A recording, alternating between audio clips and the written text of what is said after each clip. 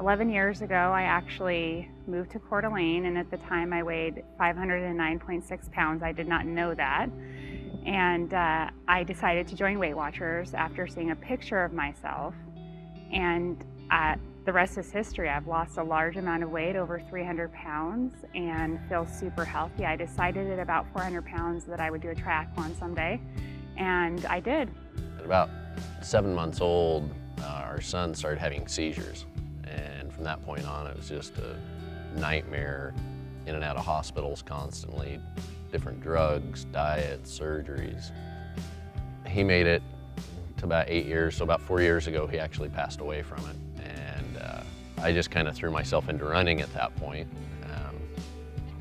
And it became my therapy, and there was just no other way to escape it. My dream growing up was always to fight fire, and fought fire for the Forest Service and different agencies for about 5 years. Sustained a couple back injuries just through overuse in sports and whatnot. And I had been pretty competitive into running and cycling beforehand. You know, not being able to run anymore, not being able to bike. I couldn't sit down in a chair for more than like 10-15 minutes. So I turned to alcohol for a while and just numbed the pain that way. And it was not something that sat well with my heart. It wasn't something that sat well with my morals, but it was something that I did, and I used it as a crutch.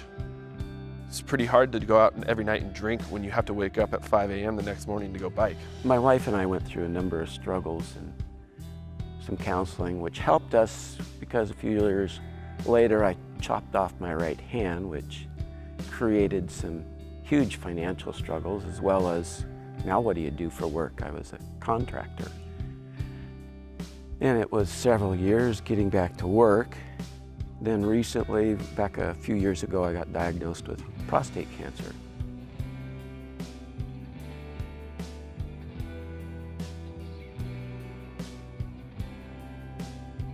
The Kroc facilities, I would say, are probably second to none.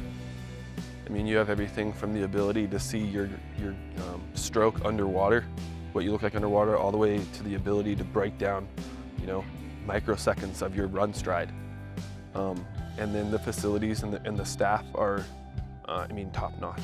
I have a knee problem, and so I was on limited mobility, and I definitely started swimming in January, and then started running as soon as they released me to run, and I was on the bike a lot in here. That was really fun to watch, actually. To see Jenny progress from like not being, like getting into the water and literally not knowing what to do or how to swim or anything, and watching her progress. Like, I'm pretty sure she was scared out of her mind when she first started out. And then watching her progress into being, you know, a solid swimmer was really cool to see.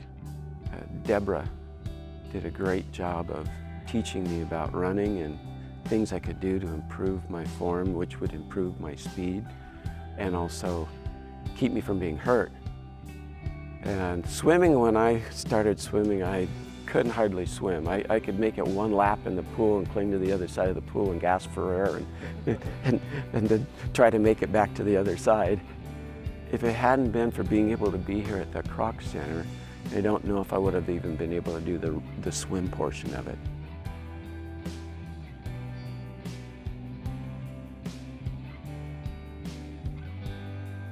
My Zumba instructor was there, and my family was there, and I think I was in tears before I rounded the corner, and it was amazing. It was one of those moments that will never be duplicated, crossing that finish line and accomplishing something that I'd worked so hard for.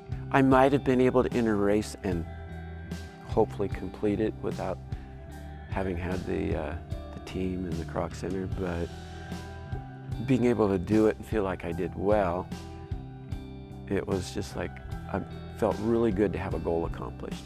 You realize how much respect you have for yourself because of how much discipline you've gained over that. And so in return, you know, you set goals for next year. It sets you up to realize that, you know, in every aspect of life, whether it be work or home, that there's that limit that you think you have, and then you realize what your limit really is. And it's always farther than what you thought it was before. When you're in the middle of a struggle, sometimes it seems like it's going to be forever. We're working on my hand for 2 years to be able to use it again, just going through the financial struggles. Man, when is this going to end? But one of the things that I try to remind myself is this too shall pass. Everything's a season. You've gotten through life with all the challenges that you've had. What's stopping you from overcoming one more and getting to the other side of that hill? You've made it through life, whether it be financial struggles or family struggles, and you've kept pushing through because in the back of your mind there's that voice that says you can't quit. So if you didn't quit then, why would you quit on yourself now?